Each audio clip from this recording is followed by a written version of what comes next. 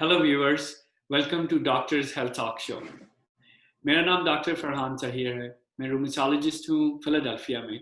Today मेरे साथ मेरे फ्रेंड एंड कॉलीग डॉक्टर फजल उमर महमूद जो रूमेटोलॉजिस्ट हैं मिशिगन में वो ज्वाइन कर रहे हैं. As you guys know, we both discuss about rheumatology topics, and today's topic is actually the world's most famous topic in rheumatology, which is about rheumatoid arthritis.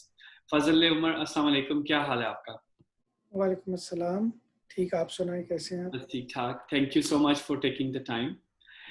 सो आज आप हमें हमारे व्यूअर्स को रूमेटॉइड आर्थराइटिस के बारे में बताएंगे. And as I said earlier, rheumatoid arthritis जो है वो अक्सर लोग रूमेटोलॉजी को कहते हैं आप रूमेटॉइड आर्थराइटिस के डॉक्टर हैं. So that's how we are known.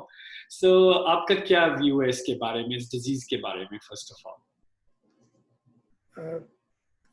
Rheumatoid arthritis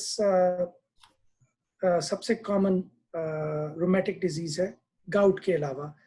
और जैसे कि हमारी स्पेशलिटी का नाम भी इससे मिलता जुलता है, तो वो लोग हमें अक्सर रूमेटॉइडोलॉजिस्ट बोलते हैं रूमेटॉइड आर्थराइटिस की वजह से.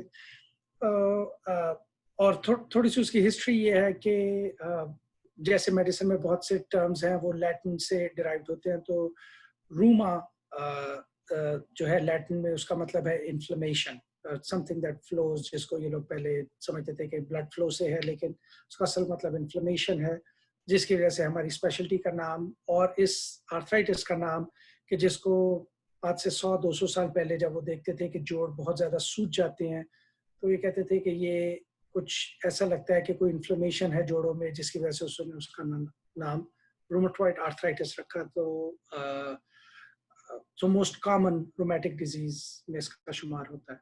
बिल्कुल आपने सही कहा. एंड आई थिंक कि कोई रेयरली कोई ऐसी फैमिली होगी जिनमें कोई कभी भी रूमेटॉइड आर्थराइटिस का केस नहीं देखा गया. मेरी एक्चुअली नानी मैटरनल मदर जो हैं वो शी had rheumatoid arthritis, और वो पाकिस्तान में थी, and she used to live in Attock, and she was diagnosed in her maybe mid-30s, or actually she, be honest with you, she was never diagnosed. She was just told कि उनको कोई joint का problem है, और she spent almost 15 years of her last 15 years of her life in the bed. And I remember her joints being deformed and tender and swollen. And unfortunately, she did not get the treatment she needed other than just a little bit of prednisone here and there. So tell us, my question is, what is RA? How would you describe this disease? So rheumatoid arthritis की description ही उसकी definition है, और वो ये है कि इस तरह का आर्थराइटिस है जो क्रॉनिक, जिसका मतलब है कि ये over a period of time develop होता है. मोस्ट केसेस में यूजुअली 6 महीने साल की हिस्ट्री होती है जब तक मरीज अपने डॉक्टर के पास जाता है या रूमेटोलॉजिस्ट के पास जाता है, और तो उसको हम क्रॉनिक कहते हैं. सिमेट्रिक आर्थराइटिस है. सिमेट्रिक से मुराद है कि बॉडी की दोनों तरफ इन्वॉल्व करता है. अगर एक कलाई में है तो दूसरी कलाई में भी सिम्टम्स अगर उसी वक्त शुरू नहीं हुए तो कुछ हफ्तों में ज़रूर होना शुरू हो जाते हैं, तो सिमेट्रिक होता है. पॉली आर्टिकुलर है. Poly means multiple, articular means joint, तो मल्टीपल जॉइंट्स को इन्वॉल्व करता है, और यूजुअली 5 से ज़्यादा जॉइंट्स मरीज़ के इन्वॉल्व होते हैं जब तक कि वो डॉक्टर को दिखाने आते हैं. तो अगर इसको डिफाइन किया जाए तो आप ये कहोगे कि it is symmetric polyarticular inflammatory arthritis. और इन्फ्लेमेटरी का मतलब ये है कि ऐसा आर्थराइटिस जिसके अंदर हमारा इम्यून सिस्टम एक्टिव है और वो हमारे जोड़ों को अटैक कर रहा है. अब उसके अंदर इन्फ्लेमेशन के सिम्टम्स होते हैं जिसको आगे चल के डिस्कस करते हैं. अच्छा, सो अगर इसको दोबारा एक और वर्ड्स में एक्सप्लेन करें उर्दू के वर्ड में, कि तो वो ये होगा कि दोनों साइड्स जो बॉडी की हैं उनमें एक अचानक से जो है वो इन्फ्लेमेशन और आर्थराइटिस हो जाती है, और तकरीबन 5 जॉइंट्स जो हैं वो मिनिममली इन्वॉल्व होते हैं, क्योंकि एज रूमेटोलॉजिस्ट हम लोग हमेशा डिस्क्राइब करते हैं जी कि कोई भी डायग्नोसिस रूमेटोलॉजिक डिजीज की है तो वो बेस्ड ऑन जॉइंट पैटर्न पे, तो ये इसका पर्टिकुलर पैटर्न है कि जी सिमेट्रिक हो, बोथ साइड्स के इक्वल जॉइंट्स इन्वॉल्व हो।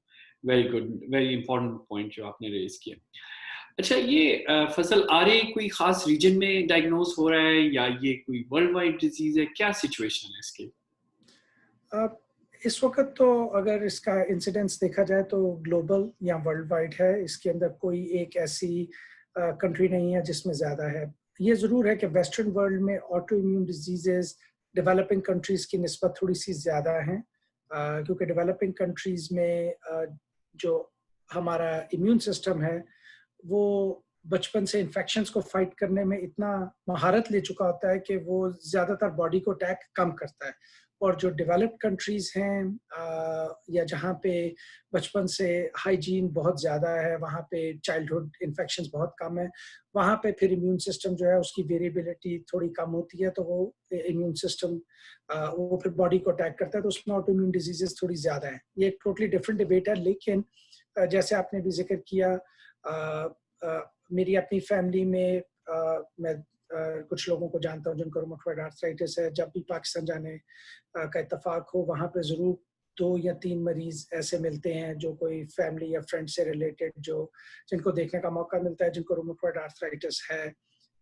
तो पाकिस्तान में भी है और डेवलपिंग कंट्रीज में भी है, लेकिन इंसिडेंस इसका यूनाइटेड स्टेट्स में 1% के करीब है, विच इज़ प्रीटी हाई कि 100 में से एक मरीज को रूमेटॉइड आर्थराइटिस यूनाइटेड स्टेट्स में है। अच्छा, और कोई सेक्स प्री डोमिनेंस देखी जाती है कि मर्दों औरतों की कंपैरिजन को अगर देखें तो? उसमें कोई इतना ऐसा खास डिफरेंस नहीं है, यूजुअली इक्वल इंसिडेंस है दोनों का। जैसे लूपस के अंदर हम देखते हैं कि वो 9 टाइम्स ज्यादा कॉमन है फीमेल्स में, लेकिन रूमेटॉइड आर्थराइटिस में इतना कोई मार्क डिफरेंस नहीं है। मार्क डिफरेंस कुछ स्टडीज कहती हैं 2%, 2:1 का है, कुछ ऐसे है, लेकिन it's not as big as lupus. हाँ, कुछ में 1.5 to 1 का भी है, लेकिन वो इतना मार्क डिफरेंस नहीं है कि जिसमें आप कहोगे कि ये को बहुत ज्यादा है औरतों में मर्दों के मुकाबले में। लूपस प्रेडोमिनेंटली चूंकि एक्स क्रोमोसोम से उसका लिंक किया जाता है, तो वो जरा औरतों में उसका इंसिडेंस ज्यादा समझा जाता है। एंड आपने तो काफी एक्सपीरियंस है आपके पास और रिसर्च है लूपस की, तो वो भी आपके साथ हम इंशाल्लाह डिस्कस करेंगे। So let's move on to the next. Age, किन लोगों में रूमेटॉइड आर्थराइटिस किस एज ग्रुप में ये पाया जाता है? वैसे तो इसकी एज रेंज बहुत वाइड है। आपको याद होगा हमने फेलोशिप में कभी को मरीज देखते थे 80 ईयर ओल्ड, तो उसमें अगर हम सस्पेक्ट करते थे कि इस उम्र में तो कम होता है, तो हमें हमेशा ये याद कराया जाता था कि do not under estimate rheumatoid arthritis in an elderly patient. लेकिन जनरली इसका इंसिडेंस 35 to 60 की एज रेंज में है, और यूजुअली पीक इंसिडेंस 40s और 50s में होता है, जिसमें कि सबसे ज़्यादा पेशेंट पॉपुलेशन है।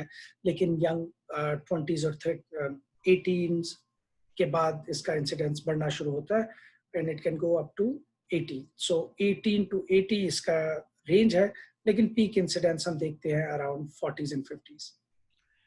अच्छा, वेरी नाइस। अब ये बताएं कि कुछ जीन्स का भी इसमें रोल है? आई नो कि हमने कुछ स्टडीज देखी हैं, पढ़ी हैं, तो जरा थोड़ा डिस्क्राइब करें। हाँ, जीन्स इसके अंदर कुछ जो है वो आज तक डिटेक्ट भी हुई हैं, क्लासिफाई भी हुई हैं, लेकिन जो जेनेटिक इसकी है प्रिपॉन्डरेंस वो इतनी ज़्यादा नहीं है जितनी कि हम किसी ज़माने में पहले समझते थे। सो 85 to 90% जो रूमेटॉइड आर्थराइटिस है वो स्पोरेडिक होता है, यानी कि ऐसे मरीजों को होता है जिनमें कोई फैमिली हिस्ट्री नहीं है या कोई उसका ऐसा जेनेटिक मेकअप नहीं है। लेकिन कुछ लोगों में फैमिली हिस्ट्री की वजह से इंसिडेंस थोड़ा सा बढ़ जाता है, जिसको मैं मरीजों को यूजुअली इस तरह एक्सप्लेन करता हूँ कि अगर एक जनरल पॉपुलेशन में किसी का रिस्क 100 में से उसका चांस रूमेटॉइड होने का 1 है।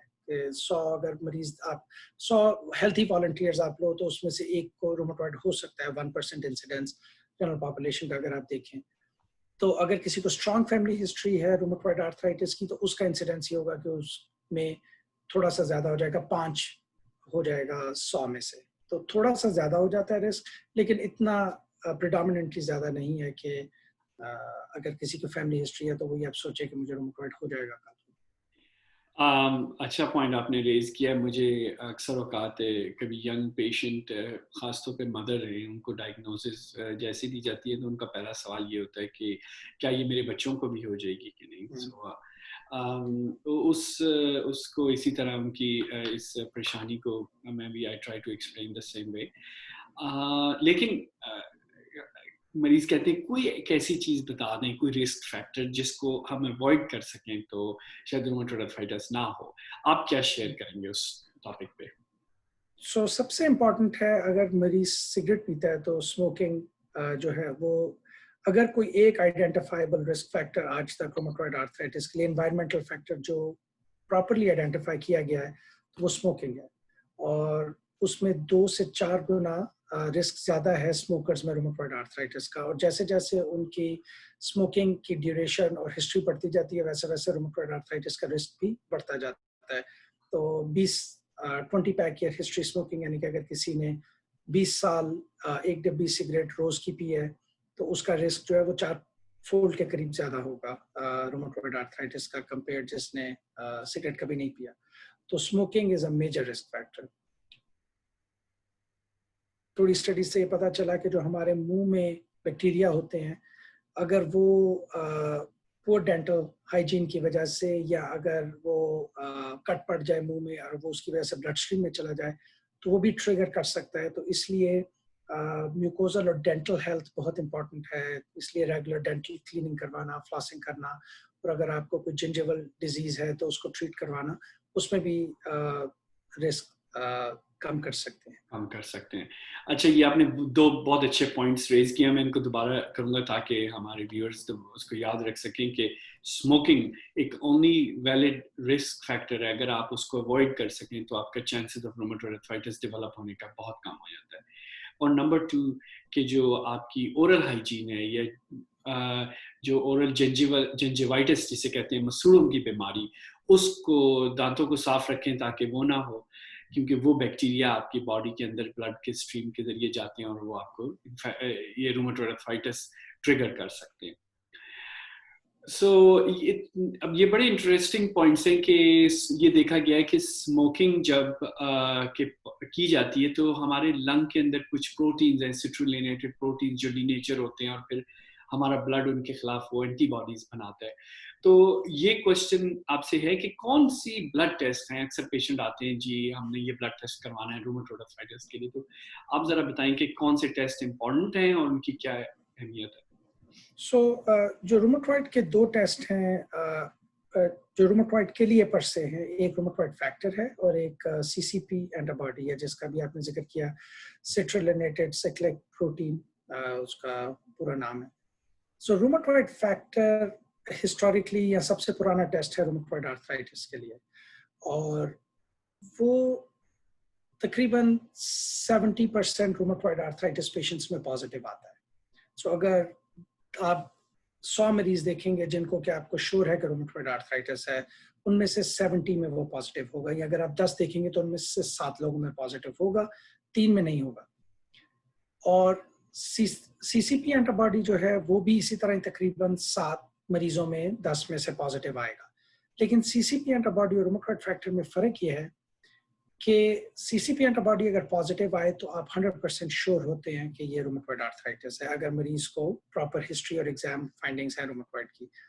रूमेटॉइड फैक्टर, इवन दो कि उसके नाम में रूमेटॉइड आता है, वो स्पेसिफिक नहीं है रूमेटॉइड के लिए, वो और भी चीज़ों में देखा जा सकता है। इन्फेक्शंस के साथ भी देखा जा सकता है, हेपेटाइटिस सी में कॉमनली पॉजिटिव होता है, शोगर्स डिजीज में पॉजिटिव होता है, क्रॉनिक टीबी के मरीजों में पॉजिटिव होता है, कुछ कैंसर्स में पॉजिटिव होता है। सिर्फ रूमेटॉइड फैक्टर और सीसीपी में ये फ़र्क है, और लेकिन आपको दोनों टेस्ट करने चाहिए, और अगर दोनों में से एक भी पॉजिटिव आ जाए और मरीज को प्रॉपर हिस्ट्री है रूमेटॉइड आर्थराइटिस की और लग रहा है कि ये रूमेटॉइड आर्थराइटिस है, तो फिर आप डायग्नोसिस कंफर्म कर सकते हैं।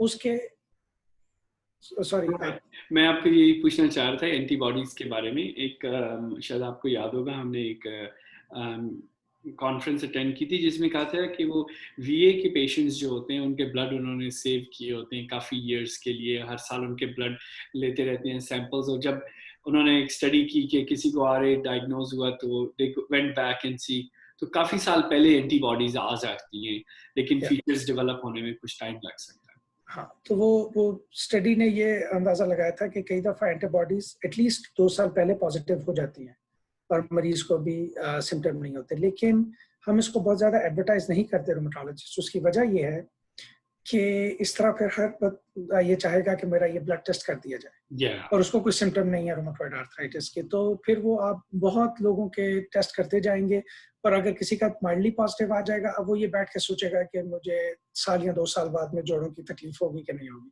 तो इसलिए जिसको मेडिसिन में कहते हैं you have to be careful what you wish for. तो जब तक मरीज को सिम्टम ना हो रूमेटॉइड आर्थराइटिस के, ये टेस्ट नहीं करना चाहिए।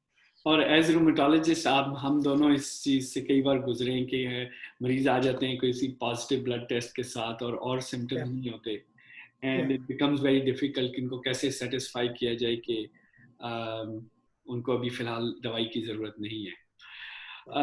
सो that's a very important point. So आप जरा एक टिपिकल रूमेटॉइड आर्थराइटिस पेशेंट की प्रेजेंटेशन को जरा डिस्क्राइब करें। किस सिम्टम्स के साथ आएंगे, ताकि अगर मरीजों में किसी में कोई सिम्टम्स हैं तो जरा सीख करें मेडिकल अटेंशन। तो थोड़ा सा जैसे उसकी डेफिनेशन में आपने सवाल किया था, रूमेटॉइड आर्थराइटिस की वही चीज है कि कुछ हफ्ते या कुछ महीनों की हिस्ट्री होगी, मरीज के जोड़ सूजेंगे, दर्द होगी, अकड़ाव होगा, सो पेन, स्टिफनेस, स्वेलिंग, और सबसे कॉमनली हाथों के ये जो जोड़ हैं जिनको हम MCP जॉइंट्स कहते हैं, पहले यहाँ पे होगा, फिर PIP जॉइंट्स में होगा, पैरों के जो MTP जॉइंट्स है वहाँ पे होगा। तो स्मॉल जॉइंट से पहले शुरू होगा, फिर प्रोग्रेस करके लार्ज जॉइंट्स में जाएगा, नीज, हिप्स, एल्बोज, शोल्डर्स। तो एक तो ये हिस्ट्री होगी कि जोड़ों में पेन, स्टिफनेस, स्वेलिंग।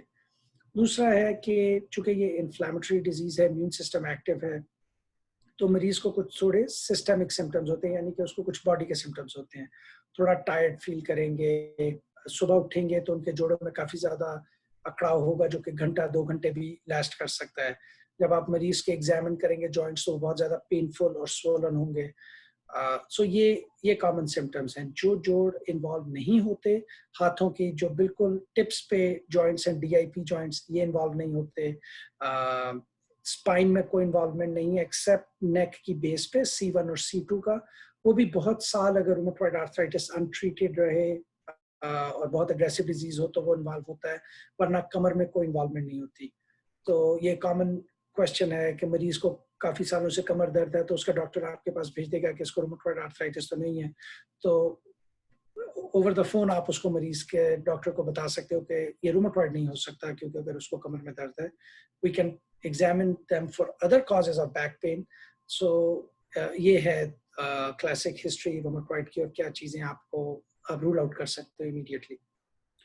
अच्छे पॉइंट्स आपने रेज किए हैं। और मैंने रिसेंटली एक पेशेंट देखी, she is around 50 years old, और उनको प्रोफाउंड फटीग कहती कि she has so much tiredness and fatigue कि she can not complete her work, the day work जो 8 to 5 उसका जॉब है, as a I think medical assistant है वो।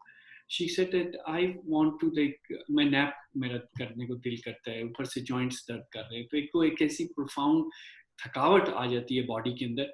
और आपने हम दोनों ने ऐसे मरीज भी देखे जिनको एनीमिया भी हो जाता है, क्योंकि वो इन्फ्लेमेशन बॉडी में बहुत होती है। चाहिए आपने अच्छे पॉइंट रेज किए हैं। तो उसका गो अहेड। अभी ये इसका बाद में थोड़ी और शायद डिटेल में जिक्र करें, लेकिन रूमेटॉइड के बारे में जो इम्पोर्टेंट पॉइंट है याद रखने वाला वो ये है कि मैं मरीजों को कहता हूँ it eats at the joints, कि उसका मेन अटैक जोड़ों पे है। It eats at the joints but it nips on the body, और ये बॉडी के दूसरे पार्ट्स पे भी निप करता है। उधर मेजर अटैक ना करे, लेकिन अगर आप इसको ट्रीट नहीं करोगे तो जोड़ों को तो ये बिल्कुल बिगाड़ देगा, लेकिन और भी ऑर्गन्स को इन्वॉल्व करके खराब कर सकता है। बहुत अच्छा पॉइंट है, दैट्स वेरी गुड। हम इसके बारे में थोड़ा सा और भी डिटेल में बात करेंगे। तो आपने एक पॉइंट रेज किया था कि डिफॉर्मिटीज जॉइंट्स की होती हैं सर्टन। कई बार मेरे पास मरीज आते हैं और उनको ऑलरेडी डिफॉर्मिटीज होती हैं जो बोनी प्रोजेक्शंस आ जाती हैं PIP और डिस्टल जॉइंट्स में, लाइक इन दो में, और वो हमेशा पूछते हैं ये क्या मुझे रूमेटॉइड आर्थराइटिस है, तो वो क्या होता है आमतौर पे, उसकी थोड़ा सा डिफरेंशिएट कर। सो अगर तो कोई उसमें इन्फ्लेमेशन नहीं है जोड़ में, जब आप एग्जामिन करते हो तो वो यूजुअली ऑस्टियोआर्थराइटिस होता है। और एक कॉमन स्टोरी उसकी ये भी होती है कि मरीज आपको ये कहेंगे कि अगर कोई 50 या 60 साल की खातून है तो वो कहेंगी कि जी मेरी वालदा को या मेरी दादी को ऑस्टियोआर्थराइटिस था, तो जब वो 80 साल की हुई तो उनको डॉक्टर्स ने कहा आपको रूमेटॉइड आर्थराइटिस हो गया है, क्योंकि उनके जोड़ जो है काफी ज्यादा बिगड़ गए थे। तो ये एक कॉमन कॉन्सेप्ट है हमारे जहन में कि रूमेटॉइड जो है वो बहुत डिफॉर्मिंग होता है और ऑस्टियोआर्थराइटिस नहीं होता, जबकि वक्त के साथ साथ ऑस्टियोआर्थराइटिस भी काफी डिफॉर्मिंग होता है, खासतौर पे औरतों में, हाथों में। तो जो डिफरेंशिएटिंग फीचर है वो है डिस्टल अगर जॉइंट इन्वॉल्व है, जो वहां पे बोनी प्रोमिनेंस है, या अगर सिर्फ यहाँ पे साथ बोनी प्रोमिनेंस है, तो वो यूजुअली ऑस्टियोआर्थराइटिस की निशानी है, जिसको हम हेबर्डीन या बुशार्ड्स नोड्स कहते हैं। वो रूमेटॉइड में you can rule out rheumatoid arthritis just by examination and reassure the patient. अच्छा, एक छोटा सा बेसिक आपसे एक और क्वेश्चन है फिर क्लिनिकल कोर्स के बारे में, और हमारा लास्ट क्वेश्चन होगा कि जो एक्स्ट्रा आर्टिकुलर मैनिफेस्टेशन जो आपने ब्रीफली थोड़ी सी डिस्कस की है वो क्या है। सो क्लिनिकल कोर्स के बारे में मेरा ये क्वेश्चन है, अक्सर हम मरीजों को कहते हैं ट्रीटमेंट करवा लें क्योंकि जॉइंट्स डिफॉर्म हो जाएंगे, तो ये क्यों हम कहते हैं? कोई विंडो ऑफ अपॉर्चुनिटी है, कोई ट्रीटमेंट का टाइम पीरियड है जो हम अचीव करना चाहते हैं? So मुझे याद है जिस वक्त हम लोग मेडिकल स्टूडेंट थे, और इतनी ज़्यादा रोमेटोलॉजी मेडिकल स्टूडेंट्स को पढ़ाई तो नहीं जाती थी, लेकिन फाइनल ईयर में पाकिस्तान में तो उस ज़माने में, और अमेरिका में भी यही अप्रोच थी। हैरिसन्स जो हमारी टेक्स्ट बुक ऑफ मेडिसिन है उसमें इसी अप्रोच का जिक्र है कि उसको हम कहते थे कि आप मरीज को पहले कंजर्वेटिव मैनेजमेंट शुरू करें, लाइफस्टाइल मॉडिफिकेशन करें, डाइट का बताएं, फिर आप उसको एनसेड्स दें। और वो एक पिरामिड अप्रोच थी कि जिसमें आप ग्रेजुअली ट्रीटमेंट को अग्रेसिव करते जाते थे, और उस जमाने में अग्रेसिव ट्रीटमेंट भी जो थी वो गोल्ड सॉल्ट्स वगैरह ही थे। तो 90s में और अर्ली 2000 की स्टडीज से ये पता चला कि जितना आप वेट करते हो रूमेटॉइड की ट्रीटमेंट को, उतना मरीज के जोड़ खराब होना शुरू हो जाते हैं। और पहले 2 साल है विंडो ऑफ अपॉर्चुनिटी के जिसमें you actually need to be aggressive. तो अब हमने उसका जो पिरामिड था इस तरह हमने उसको रिवर्स कर दिया। अब हम मरीज को कहते हैं कि आप पहले 2 या 4 साल अग्रेसिवली ट्रीट करो डिजीज को, और फिर अगर आपने उसको ट्रीट अग्रेसिवली कर लिया, हम डिजीज को रिमिशन में ले गए, तो फिर हम आहिस्ता आहिस्ता उसकी ट्रीटमेंट को कम कर देंगे। तो अब वो पैराडाइम थोड़ा शिफ्ट हो गया। तो पहले 2 साल जो है मैं समझता हूँ बहुत क्रिटिकल है, उसमें मरीज को अपनी ट्रीटमेंट इग्नोर नहीं करनी चाहिए। Very good point. अच्छा, आपने थोड़ा सा टच किया था कि जी बहुत अच्छा, I will steal that phrase के rheumatoid arthritis eats at the joints and nips at the body. I am gonna use it in my clinic too. That's very nice, thank you. लेकिन थोड़ा सा इसको इलैबोरेट कर दें, explain कर दें हमारे व्यूअर्स के लिए कि क्या मतलब है इस बात का। जोड़ों का तो जिक्र किया है। वो तो अगर किसी मरीज को बहुत अग्रेसिव रूमेटॉइड आर्थराइटिस है और वो ट्रीट नहीं करता, तो ये तो गारंटीड है कि अगले 2-3 सालों में उसके जोड़ डिफॉर्म होना शुरू हो जाएंगे और वो एक स्लिपरी स्लोप पे चला जाता है, जिसके बाद वो इरिवर्सिबल जॉइंट डैमेज हो जाता है। तो वो तो ऑलमोस्ट 95 to 100% पेशेंट्स को होगा अगर ट्रीट ना करें। बाकी ऑर्गन्स जिनको वो अफेक्ट कर सकता है रूमेटॉइड आर्थराइटिस, स्किन में मैनिफेस्टेशंस हैं उसकी, वैस्कुलाइटिस हो सकता है, नोड्यूल्स बन जाते हैं जगह जगह बॉडी में, प्रेशर पॉइंट्स के ऊपर, नर्व डैमेज कर सकता है, न्यूरोपैथी उसको कहते हैं, रूमेटॉइड न्यूरोपैथी हो जाती है।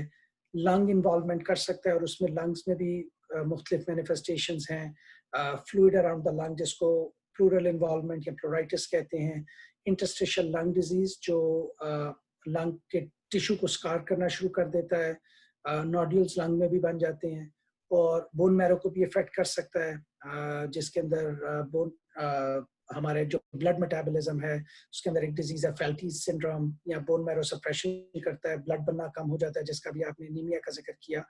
और अनट्रीटेड रूमेटॉइड आर्थराइटिस के साथ कैंसर रिस्क भी है, लिम्फोमा का रिस्क बढ़ जाता है और कुछ और कैंसर्स का रिस्क भी बढ़ जाता है। और लास्ट अब देखा जाता है कि रूमेटॉइड आर्थराइटिस अगर अनट्रीटेड हो तो मरीज में कार्डियोवैस्कुलर और सेरेब्रोवैस्कुलर डिजीज का रिस्क बढ़ जाता है, हार्ट अटैक, स्ट्रोक का रिस्क बढ़ जाता है अनट्रीटेड आरए के साथ। और ये इम्पोर्टेंट इसलिए है, इसलिए रूमेटोलॉजिस्ट जो है वो समटाइम्स आपके साथ भी ऐसे होता होगा कि आपके मरीज जब आपको फॉलो करते हैं तो हम क्योंकि उनको इन सारी चीज़ों के बारे में बताते हैं, वो अक्सर ये सोचते हैं कि जी ये डॉक्टर्स जो हैं, ये हमारे रूमेटोलॉजिस्ट जो हैं, ये अब हमारे प्राइमरी केयर के तौर पे भी काम करें, क्योंकि समटाइम्स हम उनको शेयर करते हैं वो इंफॉर्मेशन जो आमतौर पे स्पेशलिस्ट उनके साथ इन चीज़ों का जिक्र नहीं करते।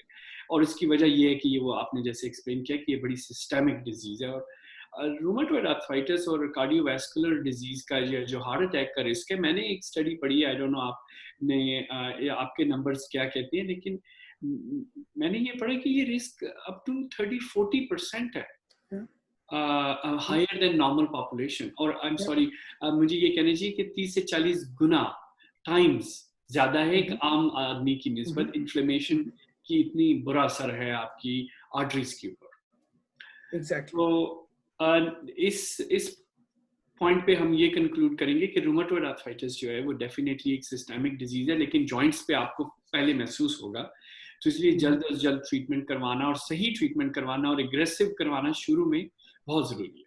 सो फजल, आपके साथ हम फिर कुछ हफ्तों में 1 to 2 weeks we will meet again।